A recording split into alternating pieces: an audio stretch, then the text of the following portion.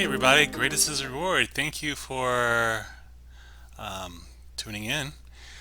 Um, I hope everyone is having a very peaceful time. This is quarantine day 7, um, week 1.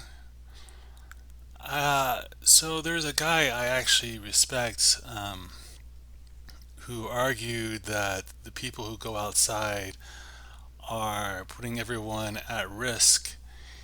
Um, And so this is kind of a response video to that. His name is Richard Hart, and I actually do respect him as he's a very smart man, but I think he is way off in this.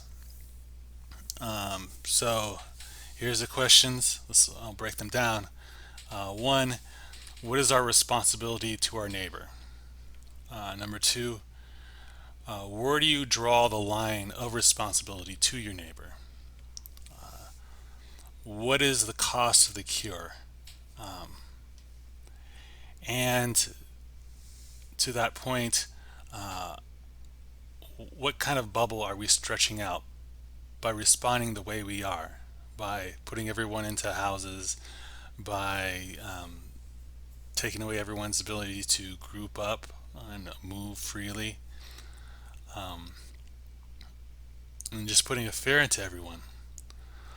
Um, we're going to use a high number, 2% of mortality rate. Um, it's high because a lot of people that get this are not going to be tested and are not going to die. So you can't count that people into the group. Currently is standing right now at 1.7%. Um, I'm sorry for everyone who's getting 1.7% and who is dying. There's those people have families, those people have dreams too. I understand this. But this goes to our point, what is our responsibility to our neighbor? Um, During the Great Depression, 17% of Americans died of starvation. Um, Smallpox epidemic, we're talking about 30 for the normal smallpox and about 50 to 70% for the bad one. Um, so, what is our responsibility to our neighbor? How do we um, assess our responsibility? Okay, so in the Old Testament, the, you know, you were swinging an axe, the axe head fell off, it struck your neighbor, he died, you ran to the city of refuge. Okay, so we have a model of responsibility to our neighbor. The things we do may lead to other people dying. Okay, um, unintentionally. We're talking about things, you know, cleaning a gun with a bullet inside the chamber. It goes off, it flies over, it knocks someone in the head, it kills them. Okay, we'll all agree that's responsibility. You have a gun in your hand, you shoot, it hits somebody. Um, it's a bright sunny day outside. Um, you look down and you look back up, and someone hits their brakes on immediately. Well, you were traveling too close to them. What if you're going down a neighborhood and a child jumps in front of you? Okay, there's no time to stop. Are you responsible for that child's death? Your mere existence caused that child to die. You took that child from his family. Does that make you an evil person? Does it make you an evil person for flipping dials? If you flip a dial or two to get to the right radio station to not hear an ad, and the child jumps between two cars and gets hit by you, is that your responsibility too? See, if that's not your responsibility, okay, or if someone flashes you with brights and someone jumps in front of you and you hit them, if that's not really your responsibility, then please explain to me in the comments. I would like to understand this fully.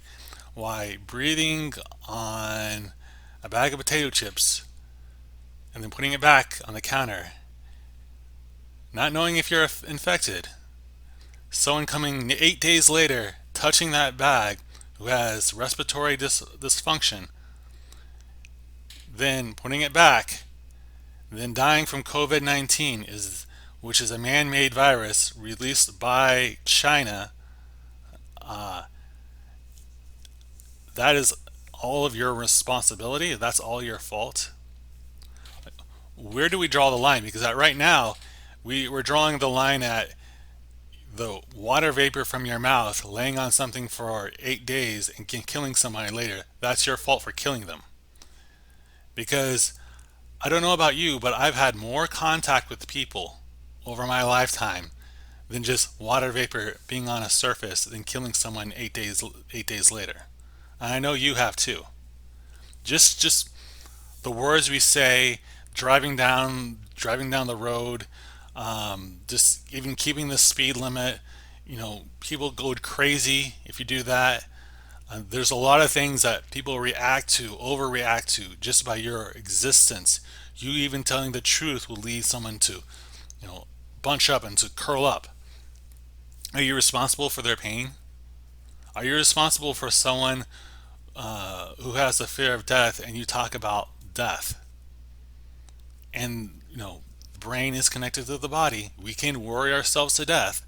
This isn't brand new. What is the cost of drawing the line at 9 days later? It's your responsibility. What's that cost? Because that seems like a lot of freedom to be giving up.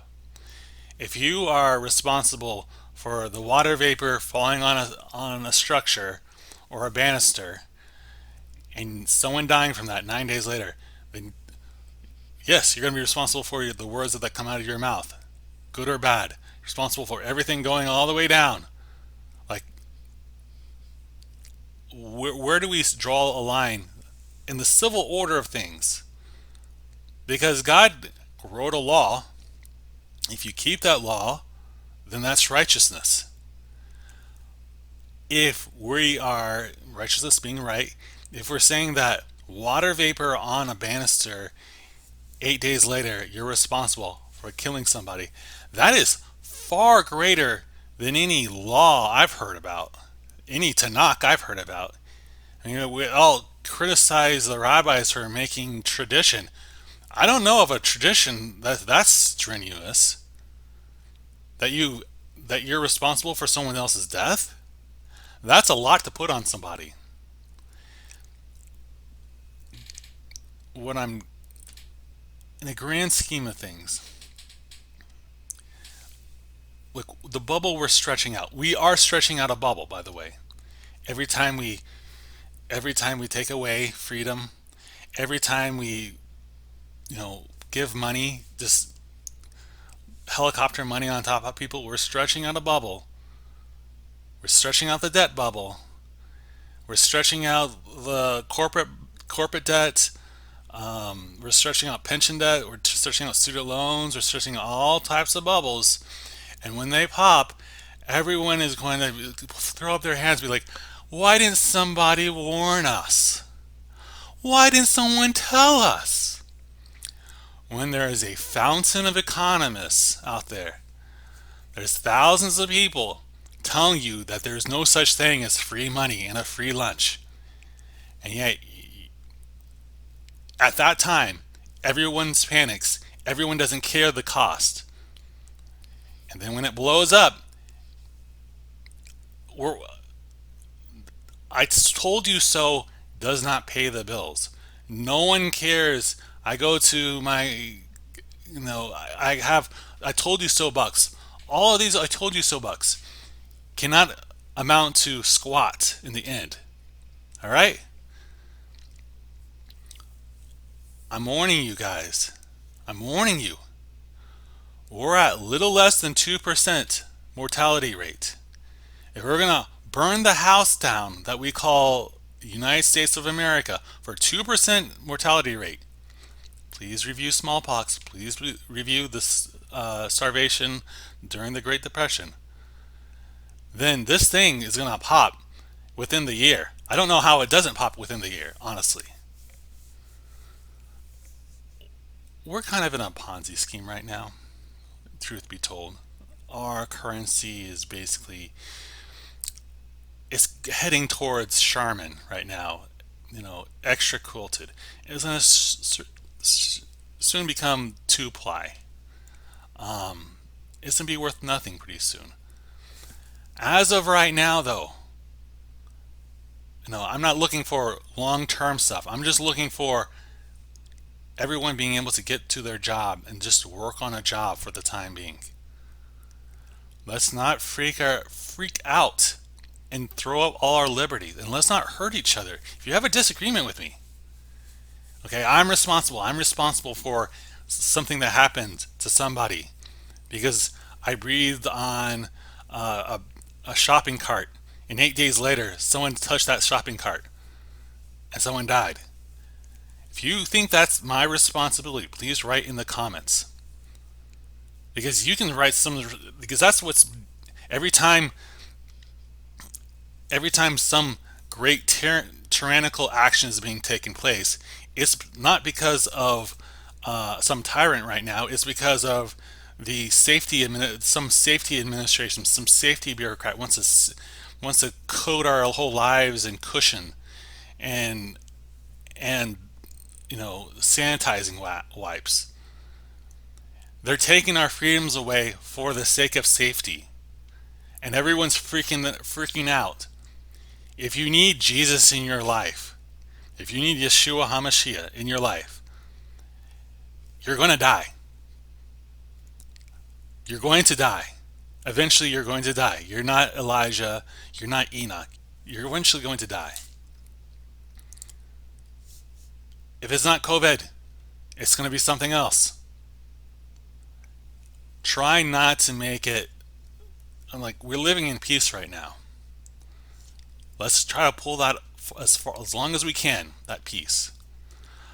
This is Morgan McGee. Thank you and God bless.